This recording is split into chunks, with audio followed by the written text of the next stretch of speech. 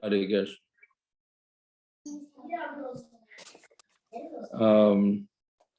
So tonight is the daf about Mila. Yeah, so let's see. So Zog the Gemara, right? So we had all the memories about Mila. So Tanya, Rabbi Shua ben Karcha Omer, Gedayla Mila, we're just 2-3 weeks late for this. Gedayla Mila, Shekal Zechu Yeshasa Moshe Rabbeinu Loi Amdu Loi, all the schusim that Moshe had didn't help him, Kishinis Rashal Min Amila, when he was slow in doing the Mila for Eliezer. Right? Talk about a story in the Torah that's impossible to understand. This is right up there with the best of them. Right? So again, and also how many schusim did Moshe have at that point? This was early in the game, right? I'm saying he started handling, and then he killed the mitzri, so he had to run away to Midian. Then he came back. So what all the schuyas that he did. I mean, he was 80 years old already.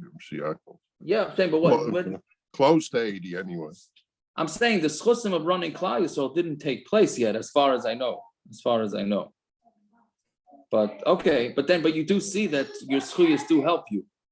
But anyways, it didn't help him when he was a little slow in doing the bris of Eliezer.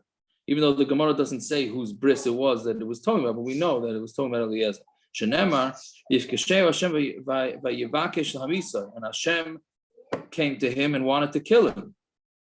Right?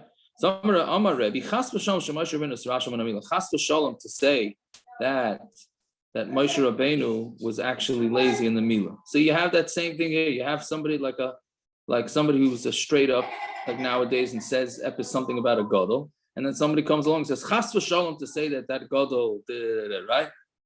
It's the same deal, right? The first Gemara says Moshe was nisrashal, and then comes along Rebbe and says Chas v'shalom that he was nisrashal. Ela kach amar. This is what he said to himself. Emel v'eit say, should I do the Mila and then leave to go to Mitzrayim? Sakanahi, it's a sakana. Shenemar v'hiba yom hashishi b'yosem kayavim. And it was on the third day when they were in pain. That's this week's parsha, right? Shem. And not this week's parsha? This week or next week? Shimon and Levi when they attacked Shem? Next week. Next week? It's next week? All right, we thought we had it. All right. So the shaila was, so should he give a bris and then travel? Well, it's not right for the baby to travel on the third day. It's not right for the baby to travel on the third day. Right? So what should I do? Give him the bris and then wait 3 days? Hashem told me to go back to Mitzrayim. So he was not lazy for not doing the bris. Now there's a fascinating run here. So if you ask the Welt, the bottom line in the run, if you ask the Welt, what does it mean that on the third day, Shlishi Lamila is more pain. There's more pain on Shlishi Lamila than on the other days. The Ran says no. Look at we'll just read it. This the bottom round on the page. It says, not because there's more pain on the third day than on the first day. Why did Shimon and Levi wait till the third day? On the third day, they're weak. They've already been in pain for 3 days. So being in pain for 3 days, that already, you're at the end, you're at your wit's end. So Mamela on the third day, you're shvacha. Not that there's an increase in pain on the third day, right? Most people learn pshat that it's the third day is an increase in pain. The Ran is not saying like that, right? It's very interesting, very interesting Ran. I found it to be interesting. So it's just the accumulation of pain that on the third day causes problems. Anyways, so he's stuck in the middle. He doesn't want to give his kid a bris because how can he go travel with his kid with the third day? And he can't stay there because Hashem said go back to Mitzrayim. Why did Moshe die? On Talmud Aleph now. First he was handling the hotels. Once he got near Mitzrayim, so he started dealing with where's he going to stay before he actually gave the bris. And he should have done the bris first. Shenemar, he was on the derech, and he was by the story happened in this hotel. Now, this, if you look at the Rashi, otherwise known as the Mephirash, so Rashi says that was the 8th day. When he got to the Malon, it was on the 8th day, right? That means that the previous Gemara on the bottom of the Amud that said that Moshe should have done the bris, that was talking about before the 8th day, meaning Moshe decided to travel and then do the bris. What kind of time is it that he should have done the bris? It was before the 8th day. Right? We know if you do a bris before the 8th day, it's no good. So Elamai, you see from this Mephirash, from the Rashi, that it has to be that doing a bris, if there's no choice, a bris before the 8th day works. Right? That's what the Paiskim want to learn from this Rashi, which is Nagay. We'll see if Elio Ikovic is going to actually listen to the daf tonight, because he asked this shaila last week. Somebody, I imagine it's not a privacy thing. There's somebody not from in Phoenix. I don't know if they're having a baby. They know they're having a boy. They had a baby, and they said, "Why should we do a bris on the 8th day? We'll just have the bris be done in the hospital, finished on the 2nd day, and then they'll have somebody do a tavas dam bris." Somebody told them that's great. On the 8th day, they'll have somebody do a tavas dam bris. So how much, his shaila was, how much does he have to go to try and convince this not frum couple to get a regular mila? So I was thinking, let the moil go to the hospital, right? Let the frum moil go to the hospital, and at least he'll be Isaac in the bris before the 8th day. But it's before, so what? Right, but at least he'll have episode kosher bris. So, anyways, we left it, of course, but I don't know whatever happened with the Maisa. But from this Gemara's mashma, that giving the bris before the 8th day would be okay. I told you this, Shaila. I heard somewhere somebody brought it up. Somebody became Chassidish, and he was born Ben Hashmashis, and they did the bris early. And now he became Chassidish, and he holds 72. He had a whole shaila if he has to do a toughest down bris, because really it was done on the 7th day, not really the 8th day. Okay, that's crazy. They should drink more mashka, parrots. That should be the psak. I don't remember where I was. Maybe it was Mincha Meyer somewhere, but the guy wanted to know, Lima Freya is the guy now. From does he have to do a toughest down bris? That's okay. That's great. That's a great shaila. But Lamaisa, we always push the bris to later because of this, right? Lamaisa, anytime there's a suffix ben hashmashas, we don't do, according to this Gemara, what's the big deal? So you'll do it before the 8th day. So according to Rashi, the Mephirash, right? Well, we always Yaakov, I think I once mentioned to you, my brother was way back years ago, Berb Zisholtz. There was I remember exactly, it was Shabbos and 2 days Rosh Hashanah. And the baby was born Ben Hashmashis, I believe. And there was there was Rav Moshe's psak, Rav Aaron's psak, and Rav Puritinsky, the Moil, did what he wanted. He had a different psak. He did than the two of them. He had his own psak. Yeah, something, I mean, I don't remember exactly. I can't say it over, but it was something, it was 3 different days to do the bris, I believe. Yeah, they have episodes. I'd have to ask my brother again. What happened.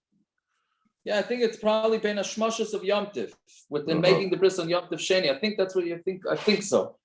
My brother Yisrael just had this. He had a baby. What Yom Tif did we just have? Sukkis. And they pushed the bris. It was born ben hashmashas between first day Yom Tif, second day Yom Tif, and they pushed the bris to Isru Chag. So because it's the sveikas, but it's really not so pashut. Either way, okay, so that's the diak to be made. Okay, so Moshe Rabbeinu, so he wasn't this rashal. He should have done the bris immediately. I thought they did that so they didn't have to put everybody up for Yom Tov. Maybe it was practical. But yeah. Reb Shimon Gamliel Aimer, Laila Moshe Rabbeinu Bikesh Satan Larik. The Satan did not want to kill Moshe Rabbeinu. Elul Isai Tinuk. He wanted to kill Eliezer. Shenemar ki chasan damim atali. He said, "You are the chasan of my blood." Tzeirei mi kari chasan haviyomer zeh hatinuk. Who's called a chasan? That we have to say that's the tinuk, right? Meaning, why would Moshe Rabbeinu be called a chasan? Right? So now we have a machlokes. Who exactly was the one that was supposed to be killed? Was it the tinuk Eliezer, or was supposed to be Moshe? when Moshe Rabbeinu was nisrashal from the Milah, right? Bo, it's interesting because Rebbe just said he wasn't nisrashal. So why you keep calling it nisrashal? Right? Rebbe said he wasn't nisrashal. He had a cheshbon to why he pushed off the bris, which clearly it seems like they're saying was the wrong cheshbon. That's why we keep calling it nisrashal. But okay, but anyways, when Moshe Rabbeinu was nisrashal and not doing the bris, bo af v'chema ubalu. So af and chema, which are malachim, came and swallowed him. And they swallowed him, and I thought it was a snake. They looked like a snake. Doesn't it say that somewhere? I don't know. Rebbe, he's not on what's the Shabbos. Okay, but Moshe Rabbeinu was up until his feet, that he was being swallowed. And then Tzipora realized what was going on. So Tzipora took a stone, and she gave the baby the bris. It's a Rashi. This is amazing. With the Gemara we had with the neder, the fellow makes the neder about the Shishim Ribi. Then the fellow makes a neder about a snake that's as big as the bottom of the wine press. Moshe Rabbeinu was 10 amas tall. He was 20. So these guys, they were 20 feet. They swallowed him up to his feet. I hear you saying that was a weird thing. I would think, yeah. What are you saying, Avi? It's a Rashi in Shemos. It says snake. It was a malach that was in the shape of the snake. Oh, so Baruch Hashem, I remember something from Chumash Rashi. Epis. Wow. Thank you. So anyway, so Tzipora, for all those anti-marriage people, the wife chapped what was going on. The husband, Moshe Rabbeinu, did not chap what was going on, right? And so she took a rock and she gave him a bris, which is there's a few things on that. She took a rock and it wasn't metal, right? Even though a bris should lechatchila be done with metal. 2 is that a woman gave the bris. So that's Gemaras and Avodah Zarah that they want to see from this, that an Isha could give a bris, which is also negeya to these kids that get brisim in the hospitals. If a lady gives them the bris, if it's a Jewish lady, if it's not from, it's a different story. But anyways, that's what we prove from that. Miyad, so right when Tzipora gave Eliezer the bris, by Yorach Mimenu, they spit it out. But I say, Bikish Moshe Rabbeinu lahargan. So Moshe wanted to kill these malachim. Shenemer heraf me'af azav chema. Stop from your anger and chema. I mean, those are the 2 names of the malachim, which is really a play on words, because af and chema means stop being angry, right? The Yeshomrim, and some say he lechema hargu. This malach called chema, he did kill. Shenemer chema ein loy. There's no more chema, or no more to him. So I'm going to ask Zaksiv, right? How could it be that he killed chema? It says ki yagartim ibnei af v'chema. He said, I was scared of af and chema. So trei chema hava. There were 2 chemas. There were 2 malachim called chema. Viva yisema gunda de chema. It wasn't chema himself, but it was his people. It was his army. So that's who he killed. Okay, whatever that means. Tanya Rebbe Yomi Gedoyla Mila Shein Lecha Mi Shenesaska b'mitzvahs kavram avinu. Right, Mila is so great because there was nobody that was Isaac in mitzvahs like Avram Avinu, right? Which was Eina Mitzvah Yetzer Baron. We'll beat you to your right. V'loy Nikra Tamim Ela Al Shem Mila, but he wasn't considered complete. He wasn't called complete until he had the Mila. Shenemer Salach Lefanai V'Yei Samim. Uksiv Etana Brisi Beini U'Beinecha, and I gave him a bris to me and you. Mila is the equivalent of all the mitzvahs in Torah. And then the rest of the pasuk is, look on the side here, this is in Shemais. Karasi itcha bris, that's Yisrael. So you see that bris is the equivalent of kol al pi advarim ha'ela. Yeah. Excuse me, I wrote in my Gemara last time I learned the Dharma. I'm not saying this is from me, but I didn't write who it's from. Mila is Mila Shem. Oh, okay, that's a Chassidish word. But that's for Chanukah, Mila Shem Elai. Yeah. Oh, nice. Mila. Okay, I don't know what does that have to do with Shalem. Maybe. Anyways, okay. Without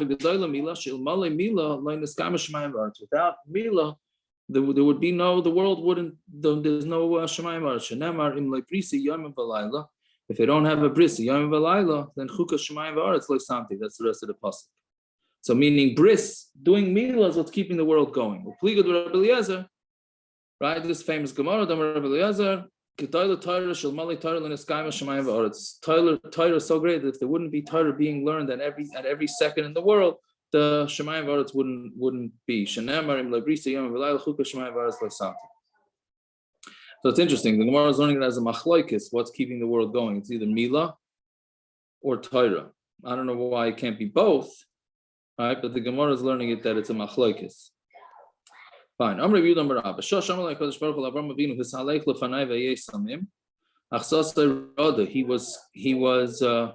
He got scared. He said, maybe there's something bad in me. Right? So Kivan Shamar Loy Be'etna Brisi Beini Uveinecha Niskara Daiti, then his das literally means his das got cold. Right? So because he got nervous when Hashem first asked him this, that he wasn't complete. And then when he said you need to do a bris in order to be complete, he said, oh, so that's what he wants. Fine. But Yetzer, and he took Avraham outside. That's a song of the Daf, Perek. I was about to say, I couldn't get to the unmute. Okay, I beat you to it. But Yetzer chutza. Some of the Avraham Shalom Histakalti b'mazel shali. I looked into my mazel. Then you have now it's chiluke girsoyos, whether you gyrus this in parentheses. They only have a ben echad, and I only have one son. Right? So he looked into, but whatever it is, he looked into his astrology. So Hashem said, go out of your own astrology. Ain't mazel Yisrael, right?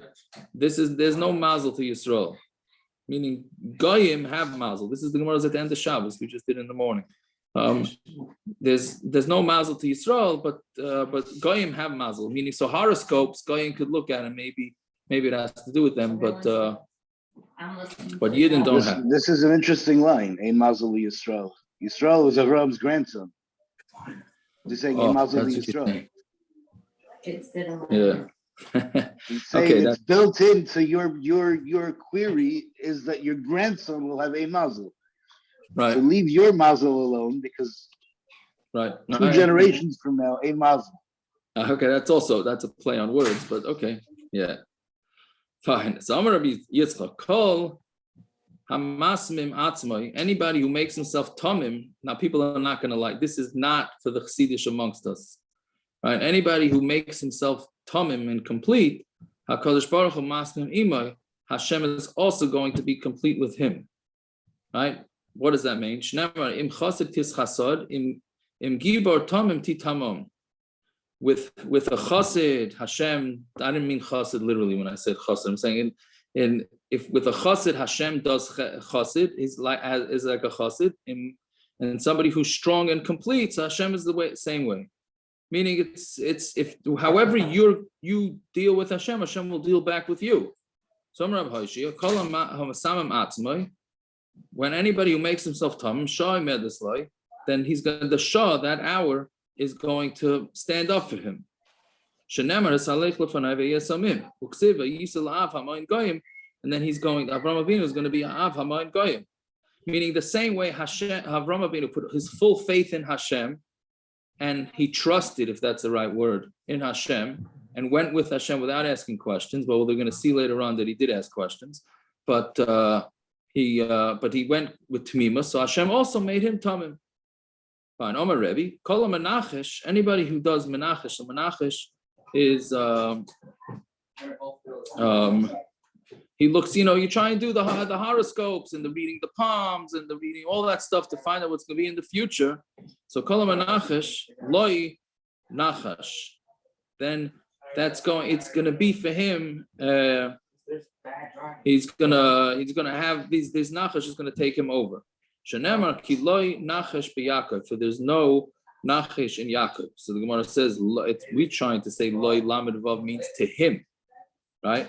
he's going to have, meaning somebody who starts playing games or trying to figure out the future, then Shem's going to play games with him, right? But then it brings a pasuk that says, Ki loy nachish lamed aleph. It's not going to be nachish.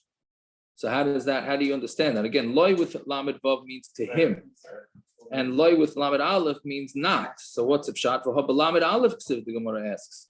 It says lamed aleph, that it's not going to be. Hello, mishum mida keneged mida. What it means is mida keneged mida. Right. So now this is a little scary. This is Gemara in Brachas. That the way the Mefarish Rashi says it is the mida sha'adam moided in loy. Whatever mida you do, that's what's going to be measured out to you. But then there's nothing extra learned out from the pasuk. Meaning, if you have full faith, then you'll have that, right? So now the rush. Where's the rush? The rush is. If you look at the rush says, "Man de kapid kapti bahadei." If you're going to be makbid on things, then they're going to be makbid with you. Right? So again, it's the tit for tat. We say this in Yom Nedarim too. If you're Michael everybody, then you'll get Michael. You'll be Michael. So if you are not going to be, if you're going to be makbid on things, then they're going to be makbid for you too. Which is a very interesting thing, because the Gemara attempts to bring a pasuk, and the pasuk doesn't make sense to the Gemara, because the Gemara is learning it as loy lamed vav to him, and the pasuk really spells it as lamed aleph, and then the Gemara says, okay, it's a svara, it's mida keneged mida.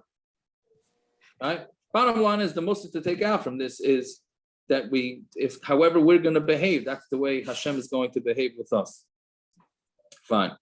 Tani Ahava Breder of Zera. That's a very interesting name. I don't think we have that in Shas too often. Ahava, right? The Ahava, the son of Rav Zera. So Rav Zera had a son named Ahava. Yeah, Kol Adam, Sheina Menachesh. Any person who doesn't look into do nichush. Nichush again is like seeing the future. They put him into a mechitza. He gets so close to the mechitza of Hashem that even the malachim can't get in there. Meaning, if you put your full faith in what's going to be without trying to find out the future. Right? There's no nachish for Yaakov, and there's no, and kesem is like magic for Yisrael. Now, the question that becomes the practical question comes, okay, so does that mean that we're not allowed to check the weather? Right? I'm saying if you're looking to the future, so what do you mean? When I get up in the morning and I go outside, I'll look outside. I'll see if I need an umbrella or a coat. Right? What, I have to start planning 3 days in advance or the night before. Right? So where we draw the line with looking towards the future is very vague. It's very vague. Right? Because I'm saying, what's the difference if I'm trying to see if I'm going to get the job or not get the job? Why is the weather the future if he gave us the technology to see it here?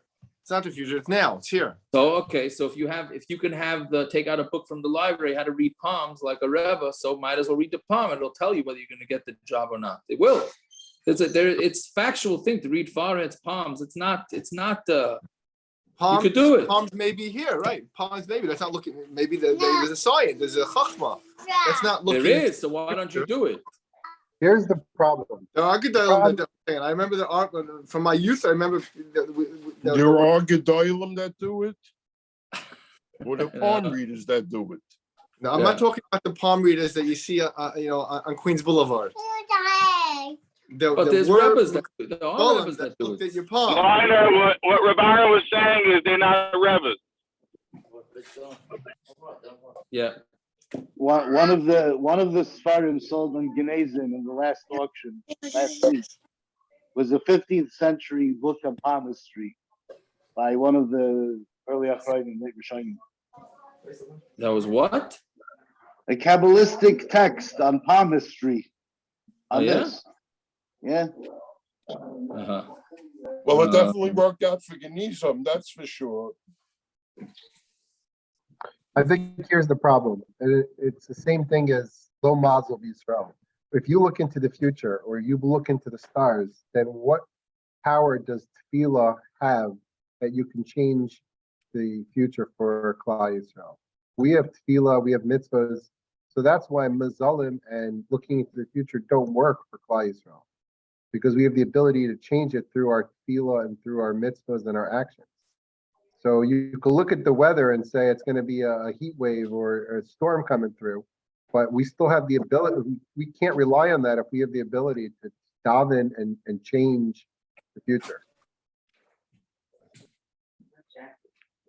What are you saying? You're saying you can't. You're saying even with tefillah. I'm saying we don't look. I'm saying bichlal we don't look into the future because we have the ability to change it. Look at a farmer, for example. Yeah, but that's not called you having the ability to change it. You can daven to Hashem that maybe He'll change it. Right. Look at the weather. Right. You just said, can we look at the weather and look into the future like that? A farmer that needs rain has to look at the future to say, oh, how am I going to plant what crops? He can look at the farmer's almanac to try and predict it. It doesn't work for people that are Yirei Shemayim, because they should have Amud and bitachon and daven to HaKadosh Baruch Hu, and that He'll bring the rain even if it's not in the forecast. So what I'm saying? So you're saying that you shouldn't look at the weather? Correct. Or it doesn't help. I thought you were saying not looking at the weather. No, all I'm saying, it doesn't help.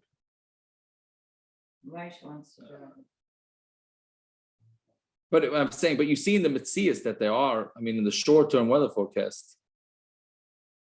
No. So I would think that someone, a makubal would say, like, if you believe in it, then it's true. It's like a dream. You don't tell people your dreams because you don't want them to interpret it the wrong way, because then it could be makabel. If you're makabel the weather, then it can come true. If you say, I don't care what the weatherman says, God's in charge, I'm going to daven for 3 feet of snow so I don't have to go to school, then you can believe Hashem can do it. I hear.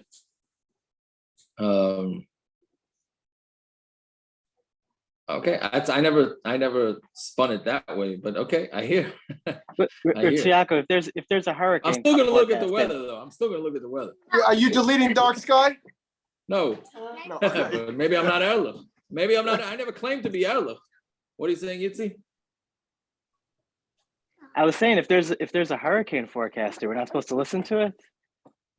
I gotta ask Avi. He's the resident Kohen. He's saying, him and Aaron, but he's saying. No, I'm saying you could listen to it, but you don't accept what they say and not believe that you can daven to Hashem and change it. Yeah, well, what does that mean, Avi? That's to protect yourself from the shmart and the oil to do what you're supposed to do. But it all comes down to davening and mitzvahs. I understand. Aaron, you fell down on the job. That's all I can say. Listen, Avi, I'll tell you, 2 weeks ago, Friday night was pouring. I think it was 2 weeks ago, 3 weeks ago, pouring.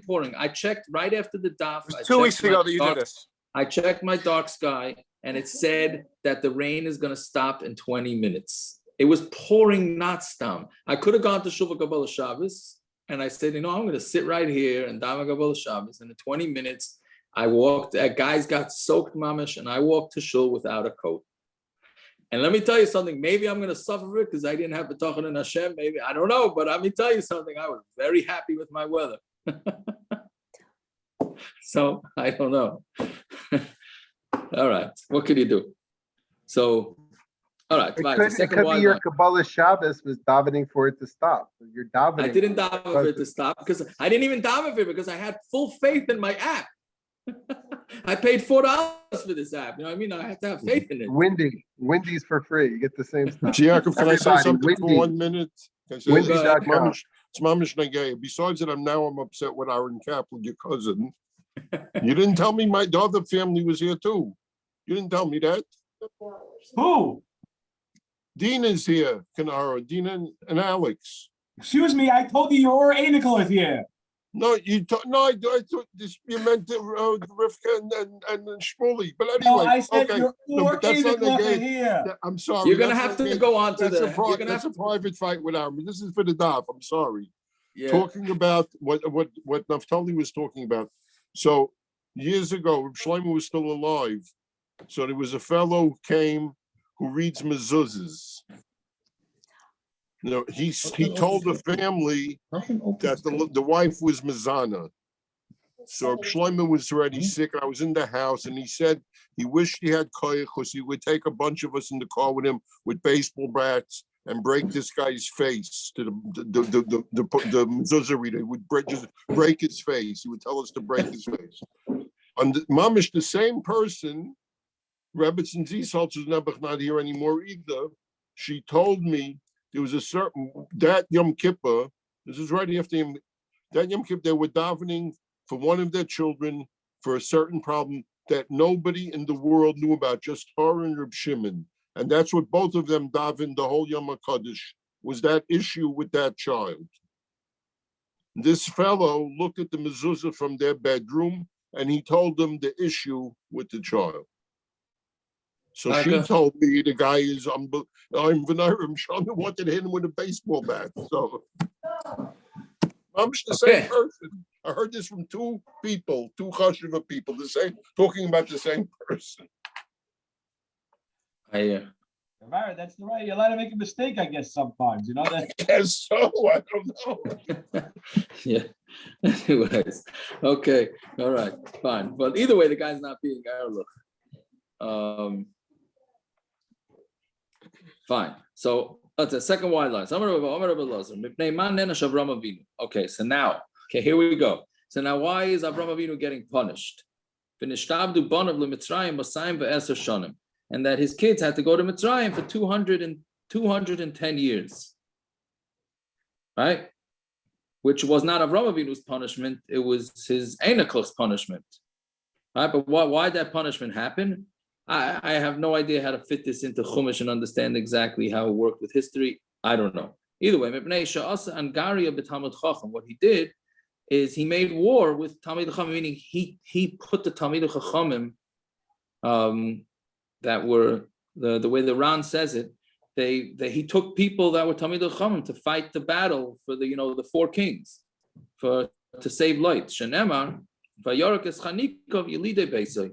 And he what do you call it? Then he put into the army the people that were in his house. Yeah. So because of that, he got punished.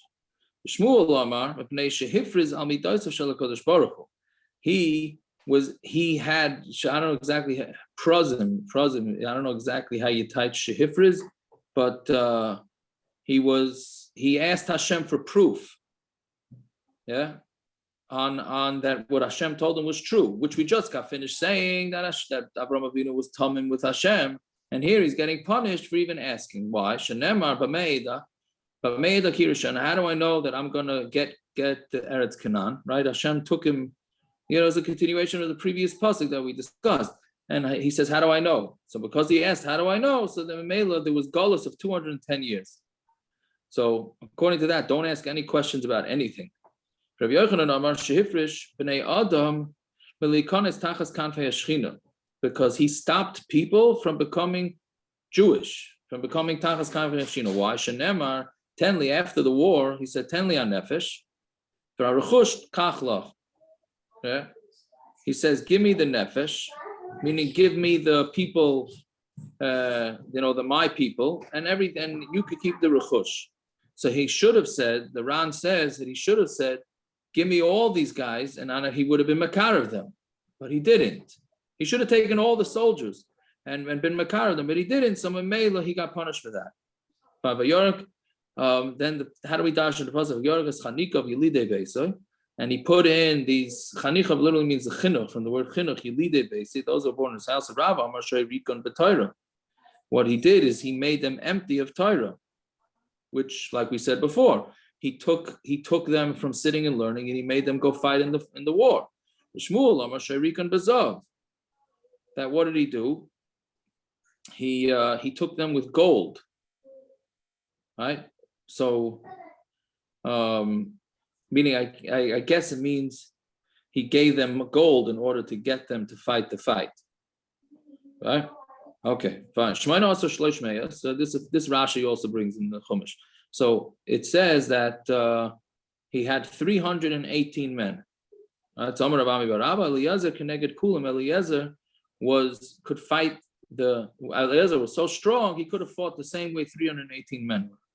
Igadari Eliezer who the Chashvinu Hachi Hava. Eliezer, the gematria of Eliezer is 318. Right? Ami Bar Abba Ben Gimel Shanim Hikar Avram is Bayra. At 3 years old is when Avraham Avinu started recognizing that there was Hashem. Why? Shenemar Ekev Asher Shema Avram Bekoili. Because Avram listened to my voice. Chushbana may have shiva train. Right? The word Ekev is 172. Right? And Avram lived 175 years. So when did Avram Avinu start listening to Hashem? Must be at 3 years old, because it says Ekev, which is 172. That's when he listened to Hashem, and he lived to 175. So 175 minus 172 is 3. So the first 3 years of his life, he didn't recognize Hashem, which I don't think you could tie on anybody for not recognizing Hashem up to the age of 3. And then from 3 and on, he did. So Mamela, that's how we know. That's how we know it was 172 years. Fine. On talmidei now. Hasatan. Satan has a gematria of 364. But with the hay. Yeah. So Mamela what? And the days of the year is 365. And the Ran says, so what is this saying? So the Satan rules over everybody for 364 days a year. And 1 day a year he does not rule over, which is Yom Kippur. That's the way the top Ran says it. Oh, so you can say, but Yiddishkeit goes with the lunar calendar, which is 354 days, not 365. But the bottom line is that there's a mitzias of the solar calendar being 365 days a year, and we have to adjust our calendar to that with the leap years. So Mamela, you can't deny that there's always going to be one Yom Kippur because of the adjustment over, however you crunch the numbers with the Ibriyars, there's always going to be an adjustment. But bottom line is it's going to be 1 day a year for every year of the 19 years for Yom Kippur. Fine. Avram, it says Avram without a hay, Avraham. And it says with the hay. In the beginning, Hashem gave him the power over 243 Avarim. And then he had over 248 Elohain. What are the ones the new ones? Shtei Anayim, 2 eyes, Shtei Oznayim, 2 ears, V'Rosh HaKviya, and the tip of the Aver. Meaning once he did the bris, then he had control over that. Right? So never a fellow who doesn't have bris milah, never, because he was his brothers, so you can't have tinus on him. It could be. I hear, right? Or a fellow, for a Russian fellow, whatever. You can't have tinus on him. I guess. Yeah. I mean, it doesn't mean he can't. He has a heter to misbehave. I don't know, but yeah. Okay. Tosis has a whole thing with the ears and the eyes. Yeah. Whatever. So those are the 5. Fine. It says it was a small city and there were not too many people. Ir Katana Zeh Haguf. A small city means that's the body. Vanoshim ba ma'at elu evarim, and there's only a few things that's returning to the evarim. Uba ileh melech gadol v'sovos, and a big king goes around it. Zeh Yetzer hara, right? So the Yetzer hara is going around the human, going around his body, and tries to get him and catch him. Ubana alav metzudim, and he puts big traps around him. Right? Elu avainos. Those are the averos that a person does. So they trap him. Umatzava ish misken b'chacham, and then there's a chacham there. That's Yetzer type, meaning there is a Yetzer type in a person. Umalat who is a b'chachmasei, and what he does is he saves the city with being wise. Zu tshuva ma'asim tovim. That's tshuva ma'asim tovim. But nobody remembers that guy, meaning nobody remembers the Yetzer type. The b'shas Yetzer hara, because when the Yetzer hara is after somebody, less the midkar leila Yetzer type. Nobody remembers the Yetzer type, meaning the Yetzer hara overshadows the Yetzer type. right? And that's how he gets people to do averos. Fine. Then our Gemara says, "Chachma toiz lechacham me'asara shalitim." So chachma makes a chacham strong more than 10 rulers. Chachma toiz lechacham zu tshuva ma'asim tovim. Like the chachma doing tshuva ma'asim tovim helps him me'asara shalitim. What does that mean? The 10 rulers: shtei enayim, shtei aznayim, like the 2 eyes, 2 ears, shtei yadayim, 2 hands, shtei raglayim, 2 feet, rosh hagviyah, and the top of the aver, and the mouth, right? Which, okay, you can understand the eyes. The aver one is a little bit more difficult to understand, right? Exactly what does that have to do with helping? Yeah.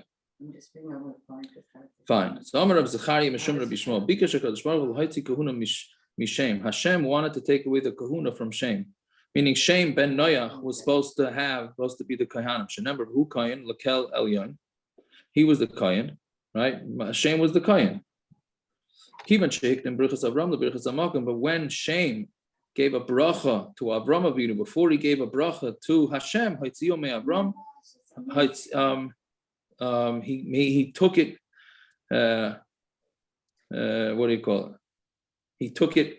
See, again, this is the sense of humor to call it that from the Gemara, right? The Gemara first says that he took it away. He took it haitzi from Shem and he gave it to Avraham, right? And then it says that when Hashem benched Avraham before he benched Hashem, he took it away from Avraham. That's the way I would teach it. That doesn't mean he took it away, meaning he made the kehuna come from Avraham, not from Shem, right? The Taicha changed in and whatever, within one sentence. Okay, whatever. I'm just saying why I had a hard time understanding. That's all. I'm just, I'm just sharing my lack of brains or chachma, whatever, or maybe not. Whatever. Yeah. Shenemar, right? Because he said Baruch Avram before he benched Hashem. So Amar lo Avram. So Avram said to Shem, "V'chi magdimin birchas eved lebirchas kainai." Do you give a bracha to the eved before you give the bracha to his to the one that owns him? Miyad nitna Avram, and then he immediately gave it to Avram. Shenemar num Hashem ladinei shev liyimini ad ashes ayvecha hadam l'raglecha. It says the word of Hashem, and wait by my right until I make you like a stool for my feet. Ubasrei ksiv nishba Hashem v'lo yinachim ata kayin la'olam al divrasi malkitzedek. All right. So he says you're a king. You're going to be the kayin for olam on speaking to Malkitzedek, which is a reference to let's see, al dibura shel Malkitzedek, because of the words of Malkitzedek, which is Shem. I know the siv who kayin lakel yain who kayin ve'ein zare kayin. Shem was a kayin, and his kids were not a kayin. Okay, so I don't know exactly what this means, but Shem was supposed to be the kayin, and it was given to Avram Avinu because Shem benched Avram before he benched Hashem. Again, something I don't understand. It's not like it's Hashem needs the bracha before Avram. I'm saying, what was it? So I mean, he's giving out brachas. It wasn't like he was benching Avram and saying, I'm not going to bench Hashem. He just mentioned Avram first, right? Bottom line is, no good deed goes unpunished. That's what we're learning from this Amud, right? Avram Avinu was perfect, and he messed up by asking one question, and the yidden went down to Mitzrayim for 210 years, right? And then Shem was the. What are you saying? Wasn't Avraham one of his descendants? Yes, but that's So why does it say the Ein Zara Kohen? So I guess through his descendants, not through Avram, I'm assuming. Not everybody came from, like 2 days ago with the Daf was like everybody's a Ben Noach. So we said once Avram Avinu became a Yid, so then we're called Bnei Avram even though we came from Noach. Here, I think Shem had other kids. That's what I'm assuming. It jumped 8 generations. Avraham was 8 generations after Shem. And he took over from Shem. None of his kids did. Yeah, but we don't have other kohanim besides Shevet from our own. Right. then it skips what, another 8 generations? What is it? It Whatever doesn't that skip is. anything from Aaron. Avraham to Aaron skips. The other No, brothers because didn't get it. in Medrash it didn't. It went to Yitzchak, Yaakov, and Levi. It really went to Reuven. And then it went to Yehuda, then it went to Levi. Right. So you The could say the Midrashim same talk from about it. Shem to Aver to the other 6 generations till it got to Avraham. It didn't go. It went Yeah. straight from Shem to Avraham.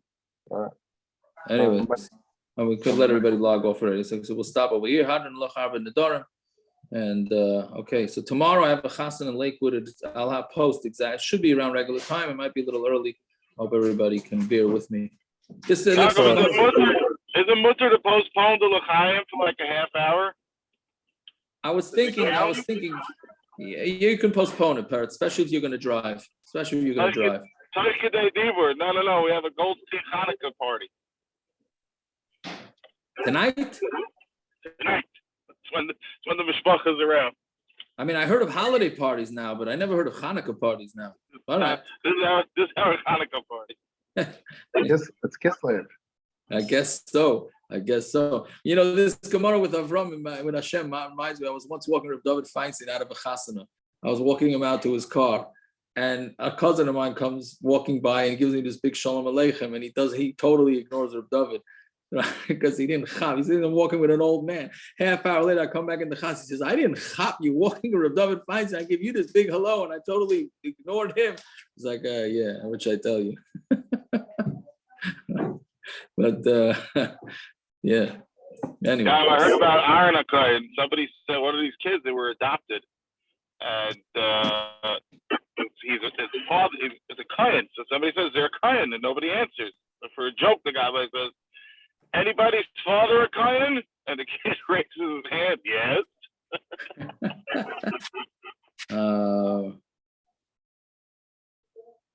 Funny. Yeah. So Rabbi Stein, with that menorah,